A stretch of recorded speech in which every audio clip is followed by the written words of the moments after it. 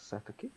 Agora tá certo. Tá, bom, então vamos começar então, senhores. Boa noite a todos. Boa noite, Luana, Ícaro, Matheus.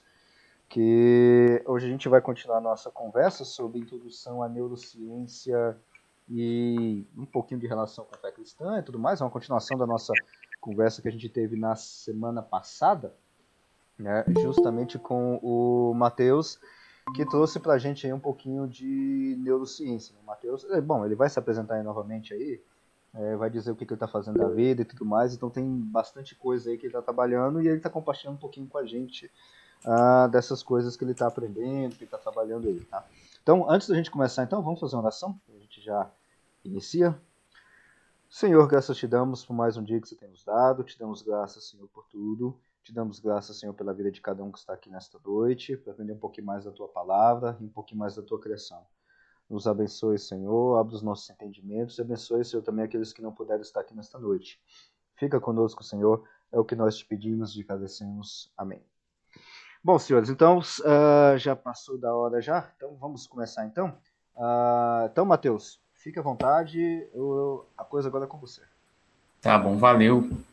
E boa noite aí, pessoal. Ícaro, Luana, boa noite. Juliane também. Gente, então, só assim, recapitulando bem breve o que a gente falou na semana passada, a gente entrou muito em questões relacionadas a como que a gente sabe o que está passando no cérebro de pessoas, né? De humanos. A gente falou só de humanos mesmo. E a gente viu algumas técnicas, principalmente, que a gente chama de técnicas de neuroimagem. Então, são técnicas que a gente consegue fazer imagens do cérebro, imagens não invasivas, não precisa abrir a cabeça da pessoa e, sei lá, tirar uma foto. Tipo assim, raio-x, tomografias, né? Ressonância magnética. E aí a gente falou sobre algumas técnicas de ressonância magnética que você consegue ver a estrutura do cérebro, você consegue ver a anatomia do cérebro, e outras técnicas também de ressonância magnética que você consegue ver o cérebro funcionando ali, em funcionamento. Então você pode pedir para a pessoa fazer uma determinada atividade, por exemplo, pode pedir para a pessoa fazer uma oração ou uma meditação religiosa, enfim. E aí, enquanto a pessoa está fazendo isso, você tem como ver o que está acontecendo, qual é a atividade que está acontecendo no cérebro dessa pessoa. E essa atividade, ela é geralmente de fluxo sanguíneo, né? Então, quais áreas estão demandando mais oxigênio, e aí o corpo vai alocando mais oxigênio por meio do sangue para essas regiões do cérebro. E aí a gente consegue inferir a atividade cerebral a partir disso, e aí a gente faz essas correlações, assim, né? Então, por exemplo, a gente sabe que essa parte da frente do cérebro, chama lobo frontal, é muito importante para processos atencionais. Então, para a gente prestar atenção, essa parte aqui da frente é importante. E aí, quando a gente está em alguma atividade que demanda a nossa atenção mais do que outras, por exemplo, quando a gente vai estudar, e aí a gente fica prestando ali bastante atenção, aumenta o fluxo sanguíneo para várias regiões dessa parte da frente do cérebro. E aumenta o fluxo de oxigênio também para essas regiões. Então, a gente tem como ver a atividade cerebral a partir disso, com essas técnicas de ressonância magnética. E aí, hoje, eu vou terminar de falar um pouco sobre essas técnicas, só que agora eu vou falar sobre técnicas que conseguem medir a atividade elétrica do cérebro. E aí é muito bacana, assim, porque às vezes, assim, eu não sei quanto que a gente sabe disso, mas às vezes a gente não pensa que o cérebro produz eletricidade, né? Que existem pequenas correntes elétricas, bem pequenas mesmo, assim, na escala dos milivolts, miliamperes, que estão passando agora pelos seus neurônios e pelos meus. E, ok, normal, ninguém vai tomar nenhum choque por causa disso. E aí, por causa disso, a gente consegue medir essa atividade elétrica que passa pelo cérebro. A gente não consegue. Deixa eu entrar logo aqui nos slides, que vai ficar melhor.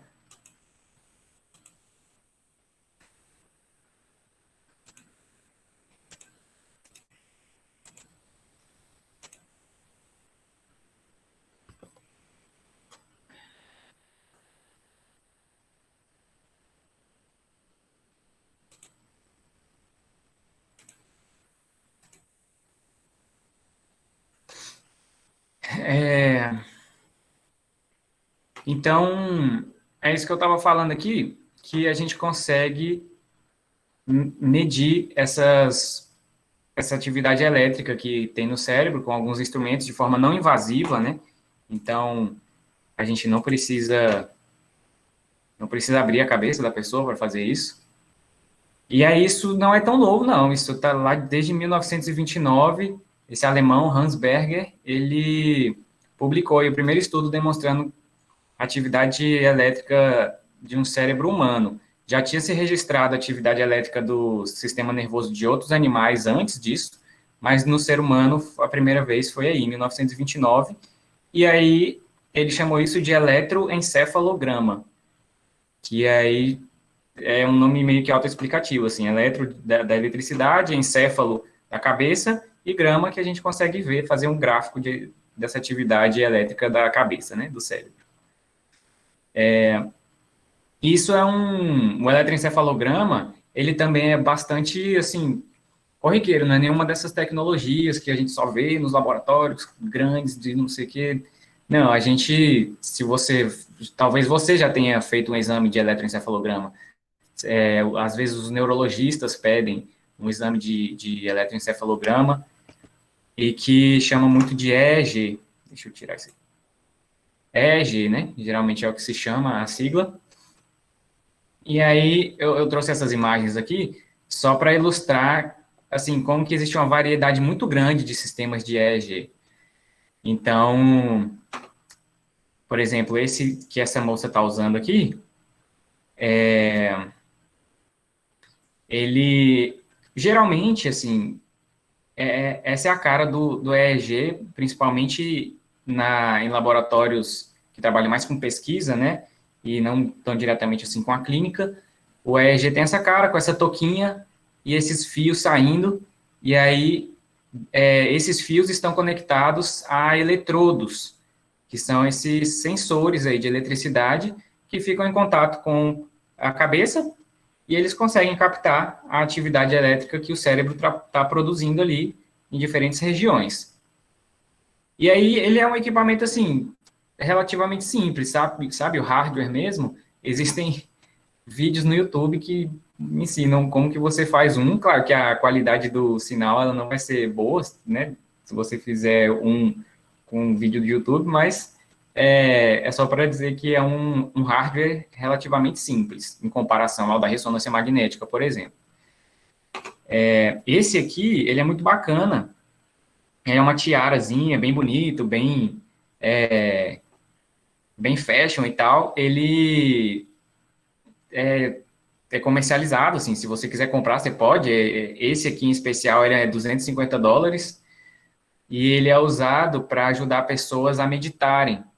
Então, olha só que bacana. Esse sistema aqui, ele é chamado de neurofeedback, porque o EEG que está aqui na cabeça aqui dessa moça, ele capta o sinal elétrico do cérebro, e aí, conforme a pessoa vai meditando, como esse sistema ele é feito para ajudar pessoas a meditarem, e é uma meditação de relaxamento, conforme a pessoa vai relaxando, a atividade cerebral nessa região aqui do cérebro, ela vai diminuindo. E aí, esse sistema de EEG, ele capta essa informação, e conforme essa atividade cerebral vai diminuindo, e a pessoa vai relaxando, ele te dá um retorno aqui no fone. E aí, geralmente, é tipo assim, o som de uma chuva, por exemplo. E aí, conforme você vai relaxando, vai acalmando, e a sua atividade elétrica cerebral nessa região vai diminuindo, a chuva que você está ouvindo também fica mais calma, entendeu? E aí, se você fica mais agitado, a chuva também fica mais agitada. E aí, isso ajuda muito a pessoa a aprender a meditar, que não é tão fácil assim. Aprender a meditar não é uma coisa tão fácil. E aí, esse sistema de neurofeedback, ele te dá um feedback da sua própria atividade neural, ele ajuda a meditar e tá aí, se você quiser comprar, $250, existem uns que são mais baratos, existem outros que são mais caros.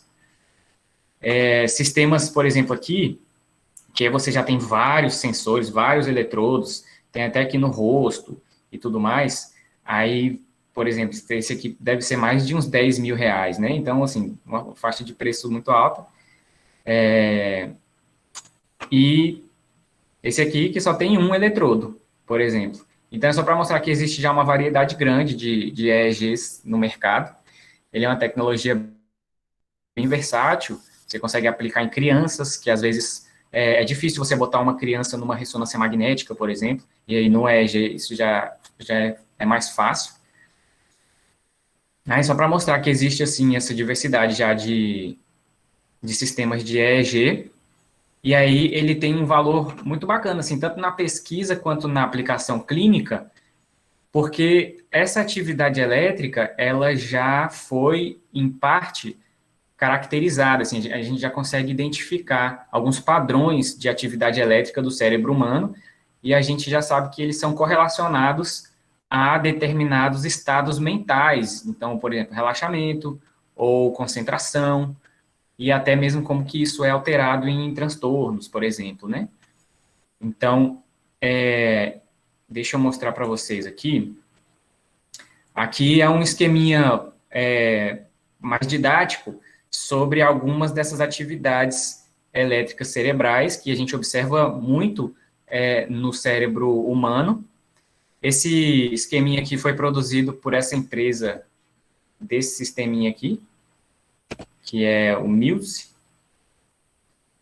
E aí ele mostra, a gente tem atividades elétricas que elas vão desde ondas aí mais lentas, que a gente chama, né? Então, de 0,5 até 4 Hz, por exemplo.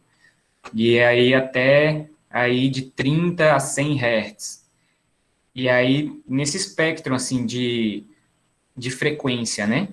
De atividade elétrica do cérebro, a gente consegue captar com a maioria dos sistemas de EEG. Matheus, Opa! só uma perguntinha em cima disso. Eu tive que dar uma saidinha agora e eu não sei se você explicou essa parte. Uhum. Isso aí são ondas que são captadas pelo aparelho, certo? Sim. Tá. E essas ondas aí é o que? O aparelho emite e você tem como se fosse um efeito Doppler? Como é que é o funcionamento físico da coisa? Então, assim, ele capta mudanças na voltagem de grandes grupos de neurônios, tipo assim, na escala de milhões de neurônios. E aí ele consegue captar essa mudança nessa voltagem, assim, ele capta. Eu sei que Mas ele, existe. mas ele tá captando a DDP mesmo, a diferença de tensão? Ele Rapaz, capta aí eu não vou isso? saber nesse detalhe.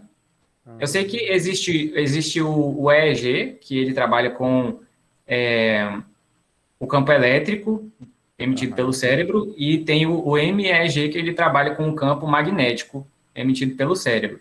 Eu não sei se vai ser uma Uhum. diferença de potencial aí, né? De Ou, DDP. ou de radiação, né? Porque se ele capta campo elétrico ou campo magnético, na realidade ele está captando quando você tem movimentação de carga elétrica, você tem a produção de carga magnética e vice-versa, né? Deve ser algo assim. Então ele está captando a radiação da corrente que está passando, seria isso? Eu imagino que sim. É, É porque eu você estou achando podia. essas ondas, do jeito que você está colocando aí, 4, 8 Hz, uh, eu estou achando elas um pouquinho. Bom, eu não fiz conta nenhuma, eu tô fazendo um chute de cabeça, mas eu tô achando o valor um pouco alto. Por exemplo, você coloca aí 100 Hz, 100 Aham. Hz de radiação numa coisa que é de miliampere de corrente, tô achando muito alto. Não sei, aliás, Não, obviamente eu não sei se é aqui, isso, né? aqui, na verdade, isso aqui é a ativação. Então, por exemplo, ô mano, calma aí, deixa eu confirmar isso aqui, para eu não te falar É porque esse aí besteira. é uma das maiores dúvidas que eu tenho. Porque aquele que tem o tomógrafo e tudo mais, que lá é fácil. O cara manda um pósitron, e aí você tem a Aham. vibração e tudo mais, que lá é fácil de entender. Agora, um negócio que eu nunca consegui entender foi isso. Não é que coloca os fiozinhos assim na cabeça, capta ali as ondas. Beleza, mas tá captando o quê? Não tem. É um negócio que eu sempre fiquei encabulado com isso.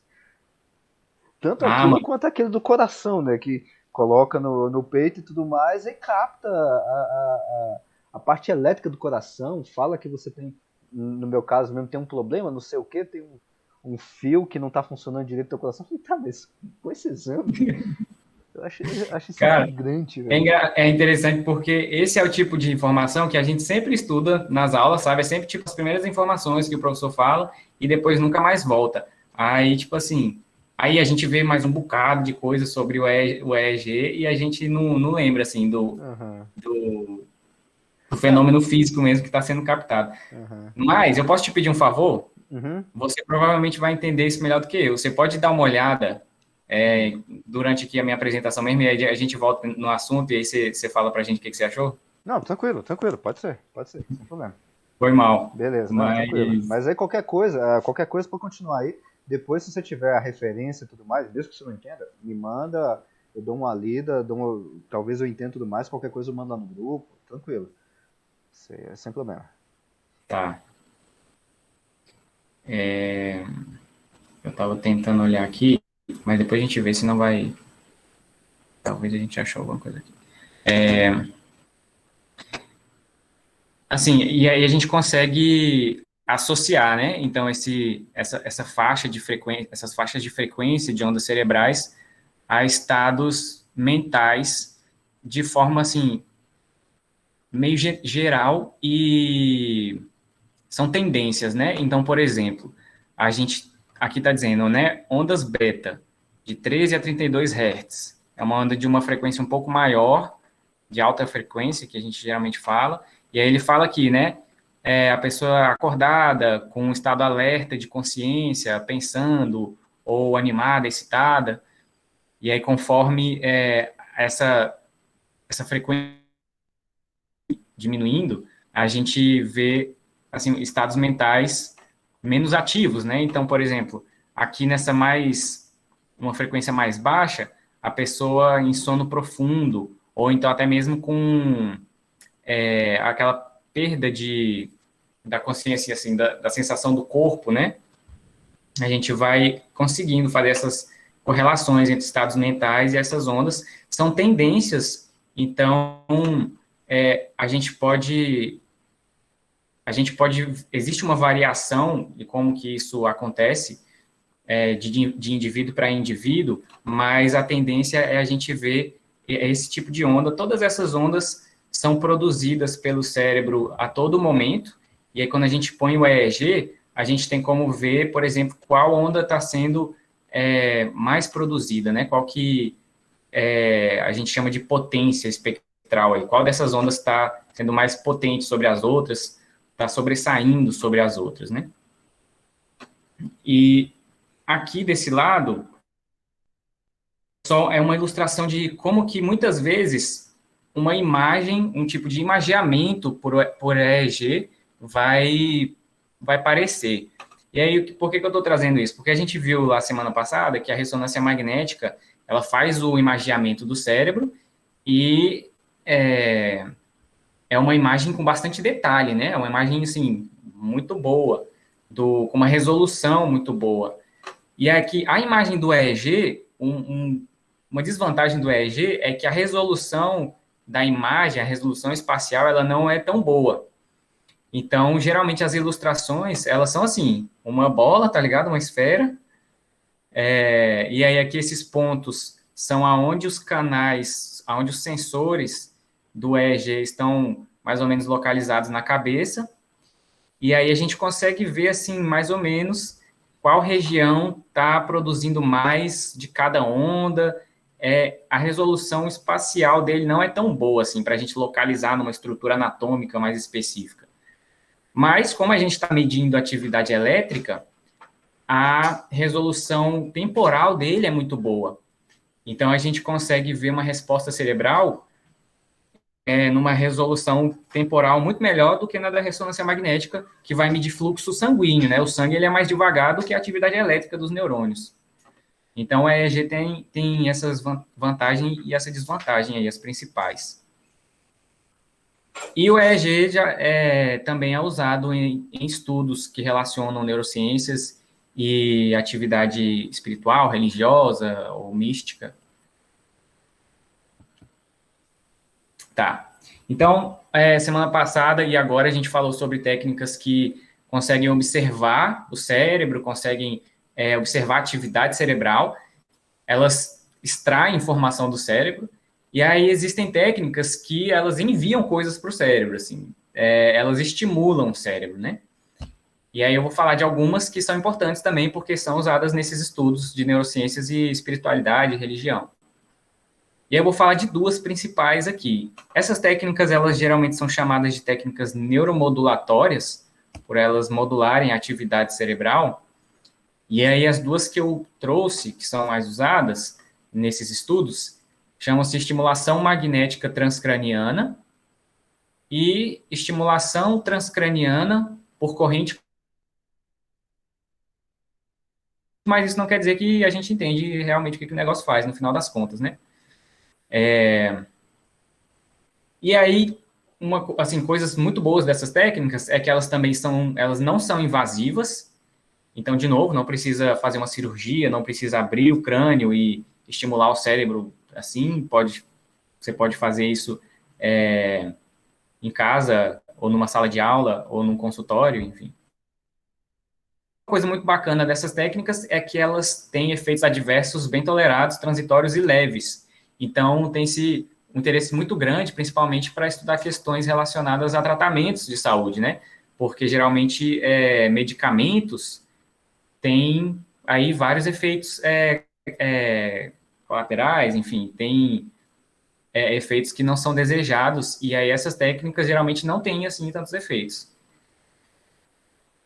No caso aqui da TDCS, que é essa estimulação transcraniana por corrente contínua, ela envolve a aplicação de uma corrente elétrica direta e fraca, então aqui na escala de 1 a 2 miliamperes, e geralmente usam-se 2 ou mais eletrodos, que são, igual no EEG, são geralmente pedaços de algum tipo de metal, né? Esse material que conduz eletricidade, e aí você coloca sobre assim, o couro cabeludo, e aí tem um que ele tem uma carga positiva, outro tem uma carga negativa, e aí a corrente elétrica ela passa de um para o outro.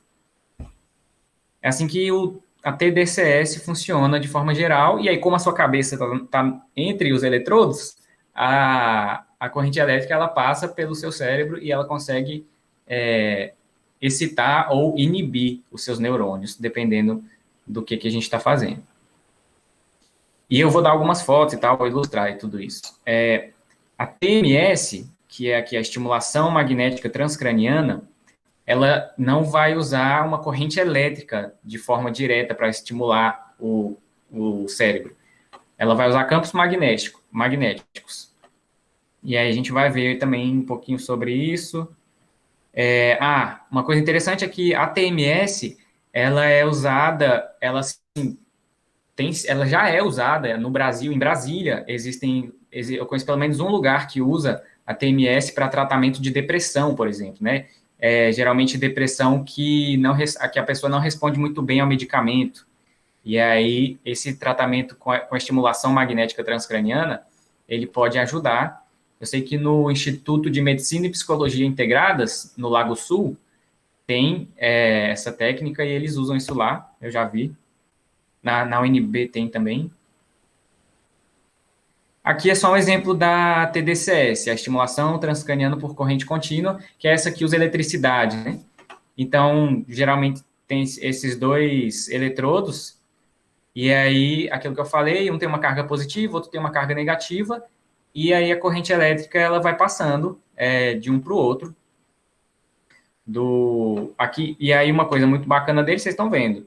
Ele é simples, não tem assim grandes complicações, é só você colocar os eletrodos de forma confortável na pessoa. Dá para usar com idosos, eu botei aqui um idoso por isso, assim mesmo. Por ser uma população que é mais frágil, mais vulnerável, não é qualquer coisa que você pode ir fazendo. Então, assim, é um tratamento que dá para você usar com idosos, com crianças. E aí eu já fiz isso numa aula que teve, foi para ilustrar, eles me botaram para fazer um exercício cognitivo aqui, que eu tinha que pensar, conectar uns pontos lá, e o negócio ia ficando mais complicado, enquanto eles estavam fazendo essa estimulação cerebral. E aí, assim, a única coisa que eu senti foi um formigamento, assim, na minha testa, aqui onde está esse eletrodo aqui. E aí eu senti, assim, que eu fui ficando um pouco mais fluido ali na tarefa, sabe? Mas pode ter sido um efeito placebo, porque geralmente com uma sessão só, uma administração só, você não percebe tanta coisa. Mas, mas não tive também nenhum efeito adverso. A única coisa que aconteceu, a minha pele ficou um pouco vermelha em cima onde estava o eletrodo, mas depois também voltou ao normal. Só assim, um detalhe, essa coisinha azul, ela é uma esponja, viu? O eletrodo, ele tá dentro da esponja. E essa vermelhinha é uma esponja também. E eles botam uma esponja porque eles molham ela com soro mesmo, soro fisiológico. E aí o eletrodo, ele fica ali dentro. E aqui é a estimulação magnética transcraniana, que ela não vai estimular o cérebro diretamente com eletricidade, mas ela vai estimular o cérebro com o campo magnético de uma corrente elétrica. Então, a gente tem aqui uma bobina que ela fica encostada na cabeça e aí passa uma corrente elétrica nessa bobina e essa corrente elétrica emite esse campo magnético que ele penetra no tecido nervoso e estimula ou inibe os neurônios também. Essa que eu falei que tem ali no Lago Sul. Esse aqui também tem, lá no Lago Sul e na UNB, a estimulação transcraniana por corrente contínua, aí, TDCS. Matheus, Sim. só voltando. Então, essa aí você tem alguma coisa externa que estimula. Tá, beleza. Sim. Essa aí agora deu para entender perfeitamente. Aquela Sim. outra que a gente utiliza, o EEG normalmente, que só coloca e capta, ele também tem? Não, aquele lá ele só capta. Ele só capta. Não envia nada para o cérebro, não estimula o cérebro. Então a minha dúvida ainda continua lá ainda, porque esse aí... bom, continuei, eu vou nem te atrapalhar, talvez você vai explicar mais algum detalhe físico disso aí, mas esse aí deu para entender bem, agora o outro EEG lá da captação que ainda tô na dúvida ainda. Esse aí deu para entender tranquilo. Cara, mas eu queria te responder porque assim, eu já vi isso, mas agora eu não vou lembrar. Mas eu acho que a gente podia conversar mais sobre isso depois aqui da nossa fala mesmo, Não, hoje. tranquilo. Eu não vou explicar mais não, eu já vou entrar na questão da ponte, assim, de alguns estudos que fizeram sobre religião, espiritualidade e neurociências. Então, se tiver alguma pergunta aí sobre essas técnicas, tanto técnicas de captação de informação do cérebro, né, como as neuroimagens e o EEG, quanto técnicas de estimulação cerebral. Se vocês tiverem dúvidas aí, pode fazer, tá tranquilo. O de estimulação deu para entender, porque você vai colocar um campo eletromagnético externo que vai induzir um campo eletromagnético, elétrico ou magnético no cérebro, e aí com essa indução você consegue captar e tudo mais. Esse aí dá para entender perfeitamente. Agora o outro de captar puramente ainda não consegui entender. Eu estou pesquisando aqui, estou inclusive perguntando para alguns colegas e pesquisando aqui na internet. Esse aí tá perfeito. Você tem a fonte e aí tem vamos dizer assim, o estímulo, e aí você capta o estímulo. Que na realidade, isso aí é o mesmo caso, talvez quem estiver assistindo isso até depois, é o que nós temos em casa, transformador de rua, por exemplo, que você tem aquela aumento de tensão, baixa de tensão, ou que você tem muitas casas e tudo mais que está consumindo muita corrente, aí você tem que colocar um transformador na rua. É exatamente isso. Você coloca o transformador, na realidade você não tem contato entre as bobinas, né? Você tem duas bobinas, e uma vai induzir na outra, aí vai aumentar, vai diminuir a voltagem, a corrente e tudo mais, vai ter um negócio lá para fazer, mas é por indução. Isso aqui é como se fosse um sistema de transformador. Isso aqui eu entendi perfeitamente. Agora o outro eu vou descobrir, até o final da nossa conversa aqui, eu vou descobrir ainda como Descobre aí que eu tô curioso também, que eu preciso dessa informação. Não, eu vou descobrir aqui, eu passo aqui. Então tá. Então entrando aqui sobre esse assunto assim de neurociências e espiritualidade, religião, experiências místicas, é um assunto que ele é amplo e, ao mesmo tempo, ele é muito pouco estudado, né? Ele é amplo no sentido, assim, que é difícil cobrir muita coisa, tipo, em uma hora. Mas, ao mesmo tempo, ele é pouquíssimo estudado. Então, eu vou trazer aqui para vocês alguns experimentos importantes que aconteceram nessa área e que giram em torno de um tema que também foi relevante e que ainda é, assim, mas já está um pouco mais resolvido, que é esse tema de aonde no cérebro acontecem essas atividades espirituais, religiosas ou místicas, né? Foi uma questão que foi levantada, e aí eles deram essa expressão de God spot, né? Um lugar de Deus, assim, um módulo de Deus, se existe um módulo de Deus no cérebro. E aí, assim, isso é na base do fato da gente saber que existem muitas funções, assim, que as funções cognitivas, que os nossos sentimentos, os nossos pensamentos, eles dependem de certas áreas cerebrais para eles funcionarem bem, né? Então, eu falei lá no início que a gente sabe que essa área da frente, o lobo frontal, ele é importante para processos atencionais. Então, se você sofrer alguma lesão nessa área, é muito provável que você tenha dificuldades de atenção. E a gente consegue fazer vários experimentos com isso. A gente sabe, por exemplo, que a linguagem, ela tem um predomínio um pouco maior no lado esquerdo, assim, ela depende um pouco mais do hemisfério esquerdo do cérebro, né? Não é que ela está só localizada no lado esquerdo. Existem, existem áreas no lado direito que também são importantes para a linguagem, mas existe um pouco dessa assimetria aí na linguagem e que a gente sabe dizer, por exemplo, que tem um pouquinho mais ali no lado esquerdo, numa região mais específica. Então a gente sabe que determinadas funções dependem de regiões do cérebro. E aí perguntaram-se, então, será que essas atividades espirituais também não teriam uma região do cérebro, ou então circuitos neurais que das quais elas dependem, né? E aí realizaram-se alguns experimentos sobre isso. Uma coisa muito bacana, o livro que a ABC2 traduziu, lá do, acho que eu estou com ele aqui, do Malcolm Jeeves, eu estou com ele aqui, rapidinho, deixa eu pegar.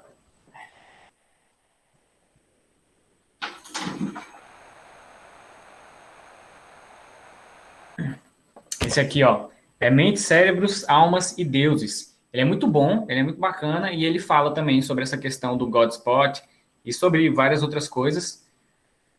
E aí, recomendo. Então, vamos lá.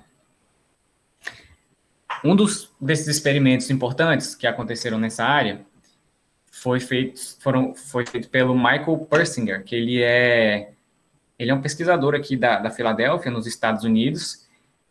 E aí ele produziu esse capacete de Deus, esse God Helmet, que chamaram. E isso saiu na mídia na época, foi no início do século XXI, ali, entre 2000 e 2010. E aí, esse capacete, ele é aquela técnica que a gente falou da estimulação,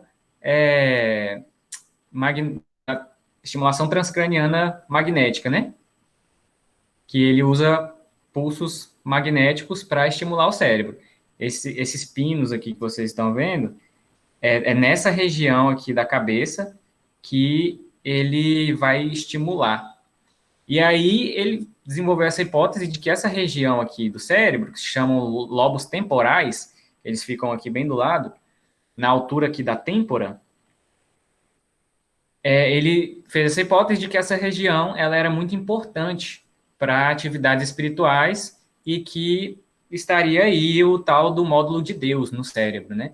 Que seria, e que se a gente conseguisse, que se a gente estimulasse essa região de forma específica, a gente conseguiria produzir nas pessoas sentimentos de experiências espirituais. E aí foi justamente isso que ele fez. Ele fez esse capacete, ele estimulou os lobos temporais dessas pessoas, e aí ele realmente conseguiu resultados em que as pessoas relataram sentir experiências bastante espirituais. Então, ele pegou cristãos, budistas, e ele pegou ateus também, E aí, os cristãos falavam que sentiam a presença do Espírito Santo, os budistas falaram que sentiam Buda, e os ateus e agnósticos, eles falaram que sentiam uma sensação de unidade com o universo. E aí todos relataram, assim, um sentimento de uma experiência espiritual. E aí, até o Richard Dawkins, que é aí um militante ateu famoso, né, atualmente, ele participou desse estudo também, e ele também relatou uma sensação espiritual curiosa. E aí, né, interessante esse estudo, só que muito bacana, foi um estudo importante, é um estudo importante para esse campo, só que ele tem algumas dificuldades, assim. A dificuldade principal é que ninguém conseguiu reproduzir os dados desse estudo de forma completa, né? Existem estudos que conseguiram reproduzir isso de forma parcial, mas ainda não conseguiram reproduzir isso de forma integral. E aí é muito difícil você generalizar esses dados, né? É muito difícil você falar que, então realmente o lobo temporal de todas as pessoas é a sede das experiências religiosas e espirituais. Não dá para você falar isso, porque só ele conseguiu mostrar isso. E aí tem, assim, essa questão da reproducibilidade na ciência que ela é muito importante, né? Então, esse é um dos estudos aí que ficou muito famoso, até por ter esse capacete, que ficou meio que um símbolo aí, um ícone desse estudo, mas que apresentou bastante dificuldades e que foi muito criticado depois por causa disso, né?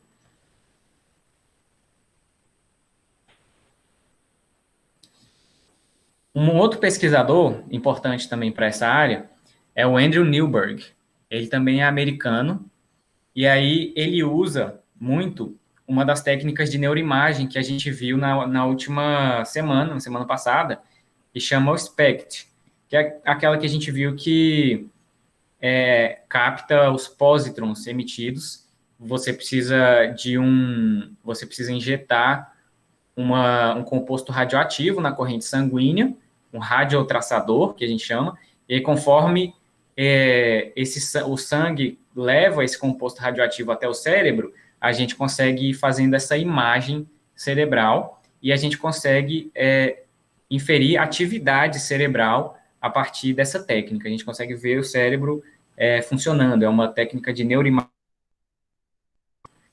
E aí os estudos assim que ele faz nessa área geralmente são assim da seguinte forma: ele pede para pessoas de diferentes religiões fazerem as suas meditações, as suas orações, assim, terem experiências religiosas enquanto elas estão ali no tomógrafo, enquanto a imagem cerebral está sendo feita, e aí ele observa a atividade cerebral dessa pessoa antes, durante e depois da atividade religiosa que ela teve, né?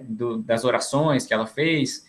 Então, por exemplo, aqui, nessa imagem aqui, nessa primeira imagem aqui, isso aqui é uma imagem do cérebro, da atividade do cérebro, não é uma imagem da estrutura, da anatomia do cérebro, é uma é uma imagem da atividade cerebral.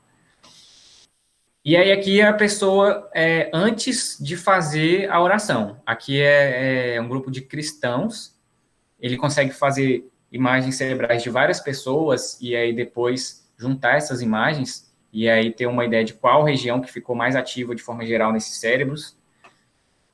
E aí aqui é uma imagem antes da pessoa fazer a oração que ela estava fazendo, e aqui é a imagem depois da pessoa fazer a oração. E aí ele vê que, por exemplo, a região é uma região importante para a linguagem no cérebro, essa parte aqui que está mais acesa, ela fica mais ativa depois que a pessoa faz essa oração. E aí, assim, esse é um resultado que não é muito surpreendente, assim, né? É um resultado que, se a pessoa está ali fazendo uma atividade verbal, ela está verbalizando, ela está fazendo uma oração em voz alta, ou se ela está até mesmo pensando numa oração falada, como se ela estivesse falando, não é surpreendente relacionadas à linguagem fiquem mais ativas. E aí, esse foi o resultado, assim, esse é um dos resultados que ele achou nesse estudo que ele fez. E aí, aqui também, aqui não são mais cristãos, aqui são budistas, e aí ele pediu para esses budistas fazerem a meditação que eles fazem, que são meditações que envolvem, assim, um grau alto de concentração e da pessoa, sabe aquela meditação que a pessoa tem que se desligar do ambiente externo?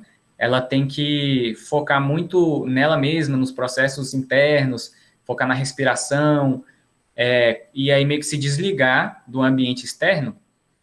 É esse tipo de meditação. E aqui na primeira imagem, a gente vê a atividade cerebral dessas pessoas antes dessa meditação, e aqui nessa outra imagem, a gente vê a atividade cerebral dessas pessoas depois dessa meditação. E aí essa área que ele está apontando aqui, que ele botou a área da orientação, é uma área que ela é importante para você se localizar no espaço, para você ter um senso de equilíbrio de onde você está e tudo mais, saber a distância das coisas. Então, você precisa ir alcançar o celular. Aí, você, né, é uma distância específica que você tem que ir ali. Você não pode ir nem de mais e nem de menos. E aí, eles percebem que essa região assim, de orientação espacial, de onde é que você está no espaço, ela diminui de atividade quando esses monges budistas estão nessa atividade de meditação. E aí, de novo, assim, são resultados que não são tão surpreendentes, porque a atividade que ele estava fazendo envolvia justamente ele se desconectar do meio externo onde ele estava. E aí a gente, ele pegou budistas muito experientes em meditação para ele ter certeza de que a pessoa realmente estava meditando, né? Porque meditação não é uma coisa tão fácil de se fazer. Então ele pegou aí experts em meditação, mestres mesmo em meditação, para ter certeza que essas pessoas estavam meditando. E aí ele viu que essa região dessa orientação espacial, de onde a pessoa estava, ela diminuía de atividade. E aí esses monges, eles relatam sensações de você estar desconectado, de você de você realmente perder, assim, a concentração sobre o que está acontecendo ao redor de você, né? Então, são experimentos que não são tão surpreendentes e que não apontam tanto para, assim, uma região específica de atividades espirituais e religiosas. E aí, uma coisa interessante também do Andrew Newberg é que ele é o autor da neuroteologia, né? Ele tem alguns livros chamados Neuroteologia, que é, assim, uma ideia muito polêmica e mais controversa do que outra coisa. Aquele vídeo que eu mandei lá no WhatsApp, do Roberto Corvolan, ele faz uma crítica, né, à neuroteologia. Então, ele é o autor dessa ideia, assim, da neuroteologia, mas ele tem muito experimento importante, ele é um pesquisador importante nessa área. E aí, uma das conclusões que ele tem dos estudos dele, ele fala assim, essas experiências religiosas, espirituais, místicas, parecem muito ricas e diversas para derivar apenas de uma parte do cérebro. É muito mais provável que muitas partes do cérebro estejam envolvidas. Beleza? Se tiverem dúvidas, pode perguntar, pode me interromper. Aqui um outro experimento importante é do Mario Beauregard. Ele é canadense, ele trabalha, se eu não me engano, na Universidade McGill, no Canadá, e aí ele tem esse estudo que foi também bastante importante nessa área, onde o título do estudo é Correlatos Neurais de uma Experiência Mística em Freiras Carmelitas. E aí o que ele fez? Essas freiras carmelitas, elas têm relatos de, assim, como parte do processo espiritual ao longo da vida delas, um encontro com Deus, um encontro muito forte, muito específico, muito marcante com Deus. E que não é um encontro que ela pode simplesmente chamar Deus e Deus vem e ela tem aquela experiência. São encontros que são imprevisíveis, que é Deus que vem a pessoa e não é a pessoa que dar um jeito de invocar Deus, elas têm isso na tradição delas. E aí, o Mário, ele pediu para elas buscarem ter esse tipo de experiência enquanto elas estavam dentro do tomógrafo lá, da ressonância magnética, na verdade, e ele estava monitorando a atividade cerebral delas. E elas falaram que não dava para você invocar Deus conforme você quer, ali dentro da religiosidade delas. E aí ele pediu, então, para elas lembrarem dessa atividade marcante, essa atividade religiosa, espiritual ou mística marcante que elas tiveram, enquanto ele monitorava a atividade cerebral dessas freiras. E aí, aqui é o resumo, né, o abstract aí do estudo deles. E aí ele estava medindo aqui, ele fala que ele estava medindo a atividade cerebral dessas freiras carmelitas, enquanto elas estavam nesse estado subjetivo de união com Deus. Elas estavam lembrando-se dessa experiência de união com Deus. E aí ele dá uma lista gigante de áreas cerebrais que foram ativadas. Então, aqui, regiões na parte direita do cérebro, na parte frontal, aqui na parte temporal, que a gente falou do lado, na região parietal, que é mais para cima, aí regiões mais internas. Então, assim, ele dá uma lista de regiões cerebrais que foram ativas regiões relacionadas também a emoções fortes. Ele dá essa lista de regiões que estão ativas aí no cérebro dessas freiras, só delas lembrarem dessa experiência que elas tiveram com Deus. E aí ele... uma das conclusões que ele tem nesse trabalho dele é que, assim, ele fala o seguinte, que o estudo neurocientífico do que acontece no cérebro durante essas experiências não nos diz nada de novo sobre Deus. Ele também caminhou em direção à mesma conclusão do Andrew Newberg, de falar que não parece ter uma área específica ou um circuito neural específico relacionado a atividades espirituais, né? Ele viu aí essa diversidade de regiões cerebrais sendo ativas só delas lembrarem dessa experiência espiritual.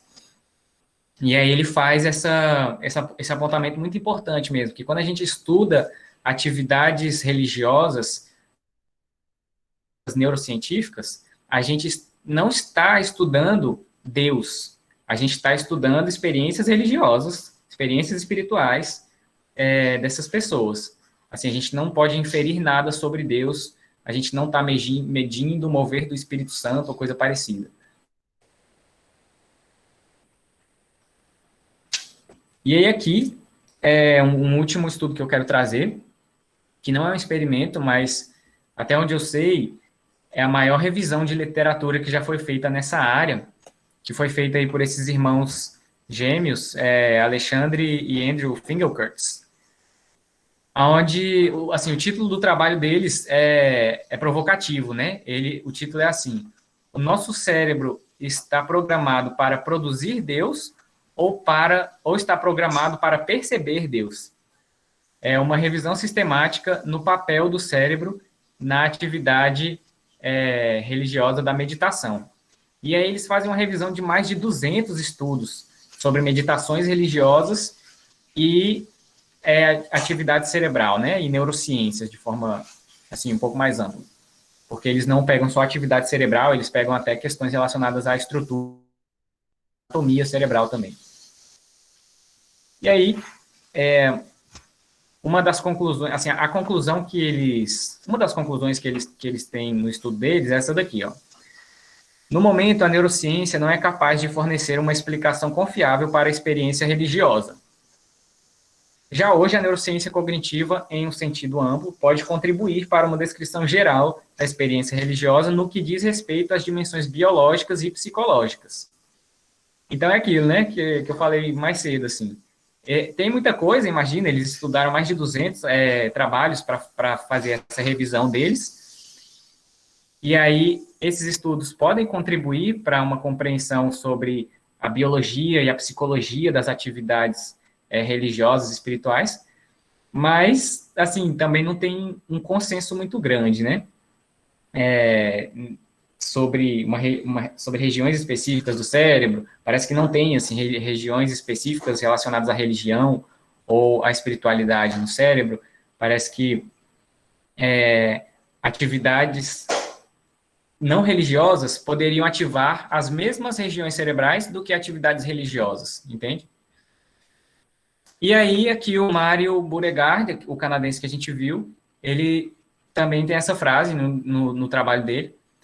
Obviamente, a realidade externa de Deus não pode ser confirmada e nem desmentida, delineando os correlatos neurais de experiências religiosas, espirituais ou místicas.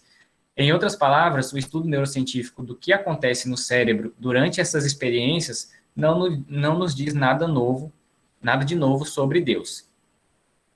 E aí eu queria trazer assim, essas duas conclusões deles, porque eu acho importante a gente saber separar, assim, sabe? A gente não pegar uma informação científica de, olha lá, enquanto a gente está orando, tem atividade cerebral ali específica. Isso prova a existência de Deus. Não dá para a gente fazer isso. Da mesma forma como não dá para a gente fazer a aula, quer dizer que é só o cérebro, é só atividade cerebral, não tem Deus nenhum. É só o seu cérebro produzindo ali alguma atividade elétrica ou sanguínea, não tem Deus nenhum. Não dá para fazer nenhuma dessas coisas, usando técnicas neurocientíficas, né? E eu acho importante a gente ter esse discernimento, assim. E aí, aqui tem algumas referências desses estudos que eu trouxe, se vocês tiverem curiosidade e interesse. Aqui os estudos do Newberg. O estudo do Persinger, lá, do capacete de Deus. E aqui o estudo dos Fingerkurts. Esse estudo aqui é muito bacana, ele é grande, são umas 40 páginas o artigo, e com muito termo técnico e tudo mais, mas, assim, é um conteúdo muito bacana que eu recomendo. E aí, se vocês tiverem alguma dúvida, estamos aí para discussão. Se o Alexandre também tiver a resposta sobre a questão do EEG, vai ser bom. Se não tiver, tá tranquilo também. Tranquilo. Bom, para deixar, vamos dizer assim, antes de eu finalizar aqui a gravação aqui, só para deixar registrado aqui, não tenho resposta ainda, estou pesquisando aqui ainda, mas eu tenho, bom, pelo menos eu sei por onde dá para começar. Eu encontrei 2 livros aqui, vou até compartilhar no grupo. Um é uma enciclopédia, tudo em inglês, é Enciclopédia de Engenharia Biomédica, tem 4.000 páginas. E um outro é Bioeletromagnetismo, Princípios e Aplicações de campos bioelétrico e biomagnético. Eu tenho quase certeza que num desses 2 livros, ou um desses 2 livros, vai ter a resposta disso.